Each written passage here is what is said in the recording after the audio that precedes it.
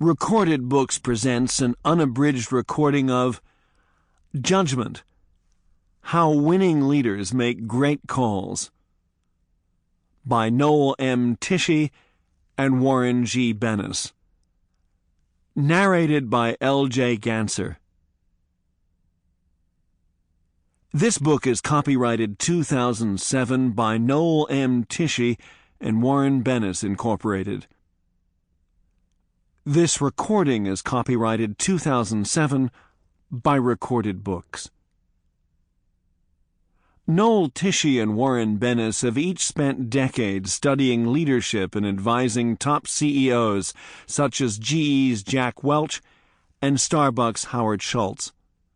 Now in their first collaboration, these titans of management redefine the essence of leadership as the ability to make consistently good judgments, especially when the stakes are high, information is limited, and the right call is far from obvious.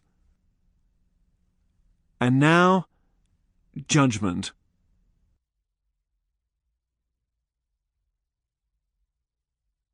Chapter 1. Judgment and Leadership. Making judgment calls is the essential job of a leader. With good judgment, little else matters. Without good judgment, nothing else matters. Long-term success is the sole marker of good judgment. Good leaders sort the important from the trivial.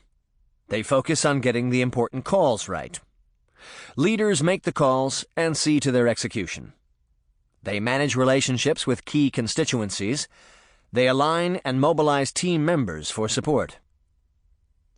On November 1st, 1997, when Michael Armstrong became CEO, AT&T was a $130 billion company.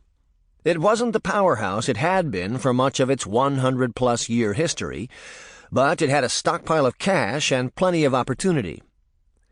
For the next 8 years, nothing seemed to work for AT&T, and Armstrong's long string of poor strategic judgments finally caught up with him, bringing his career to an unenviable end. In 2005, a nearly dead-broke AT&T was acquired by its former subsidiary, SBC, for a paltry $16.9 billion. Only its name survived on the combined company. In 1999, when Carly Fiorina joined Hewlett-Packard, she was hailed as a transformational leader. She was going to kickstart the company after years of mediocre performance. For the next 6 years, she stayed in the headlines, but she never really settled in at HP. She had a mixed scorecard. She had the courage and character to drive change, but did not relate well to the informal, non-hierarchical culture of HP. The optics were not good, nor was her popularity in HP.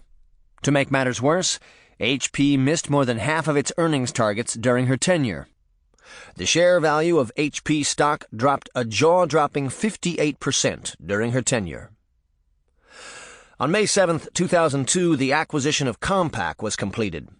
It was a long, bitter fight for Fiorina to get the acquisition closed, a $19 billion deal intended to mark her triumph as CEO. Instead, the strategic judgment went bad in execution and helped set the stage for the HP board's messy political firing of her in early 2005.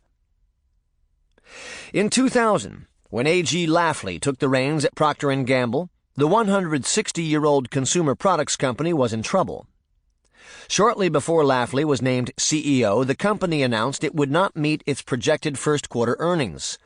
The stock tanked in a matter of 2 short months, falling from its lofty peak of $116 in January of 2000 to $60 in March of the same year, a 52% freefall. Like Carly Fiorina at HP, Lafley was faced with the challenge of finding new markets and new avenues for growth at a mature company with a tired business model and lackluster operations. Like Fiorina, whose blockbuster acquisition of Compaq did not turn out well for her, Lafley eventually made a big acquisition. But P&G's $57 billion purchase of Gillette was a much savvier business move and produced vastly superior results in its first Sample complete. Ready to continue?